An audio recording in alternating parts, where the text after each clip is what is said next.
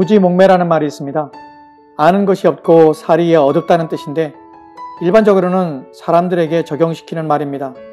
오래전 지인으로부터 이메일을 받았습니다. 한 권의 책에 대한 조언을 구하는 내용이었습니다. 이 책은 송명희 씨가 쓴 표라는 책입니다. 이 책을 읽고 너무나 무섭고 혼란스럽다는 것이었습니다. 내용이 종말에 관한 것이라 닥쳐올 환란과 어려움을 어떻게 해야 하는지 걱정과 근심 때문에 힘들다는 것이었습니다.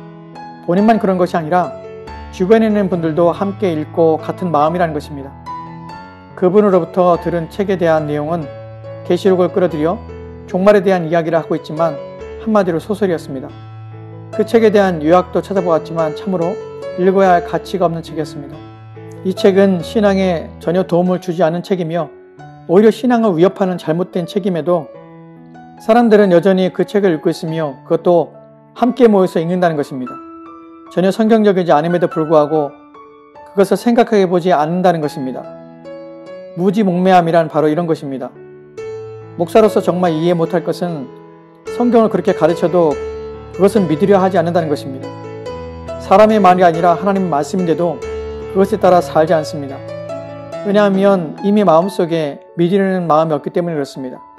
아이러니한 것은 하나님 말씀도 그분이 우리를 기록한 성경과도 전혀 관계가 없는 사람이 지어낸 말은 왜 그렇게 잘 믿고 또 속는지 모르겠습니다. 먼저 요한계시록은 성도들을 두렵게 하거나 또한 무섭게 하려는 목적을 가지고 기록한 책이 절대 아니라는 것입니다. 오히려 당시 박해를 당하는 성도들에게 결국 승리하게 될 것이라는 확신을 심어주기 위해 쓰여진 책입니다.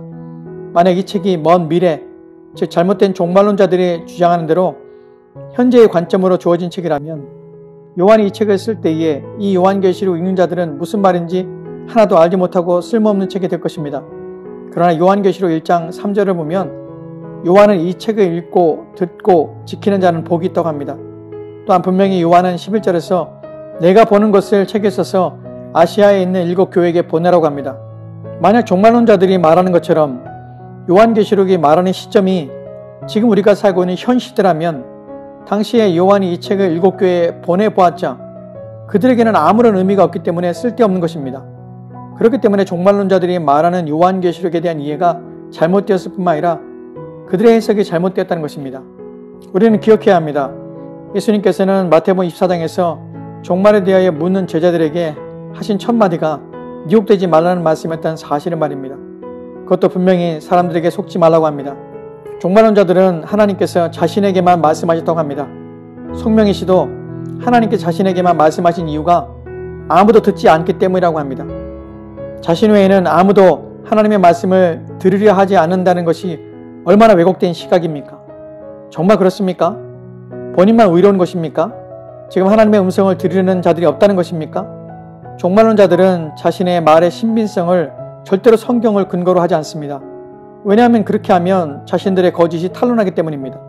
아무도 증명할 수 없는 신비한 자기만의 방식에 근거를 둘 수밖에 없는 것이 어느 누구도 증명할 수 없기 때문에 그렇습니다. 그의 책의 한 부분을 보면 하나님께서 밤중에 자신을 깨워서 자꾸 말씀하셔서 너무 귀찮아서 따지는 내용이 나옵니다. 이것이 말이 된다고 생각하십니까? 성경 어디에 누가 세상의 주인이신 하나님을 그렇게 대한 적이 있습니까?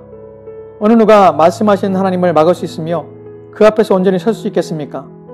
사람이 하나님의 말씀을 묵상하는 것이 아니라 자신을 너무 많이 묵상하면 헛것이 보이고 자신이 특별한 줄 압니다. 이런 현상을 정신 이상이라고 합니다. 사람들이 말도 안 되는 말에 속아 넘어가는 것을 보면 종말에 있게 되리라 한 예언의 말씀들이 성취되는 것이 아닌가 하고 생각이 됩니다. 지금은 정신을 차리고 깨어 있을 때입니다. 사람의 말에 신앙의 근거를 삼으면 안 됩니다.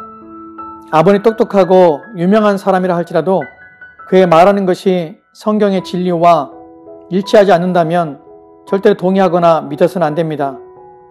우리가 동의하며 또한 믿을 수 있는 것은 오직 성경밖에 없다는 사실을 알아야 합니다.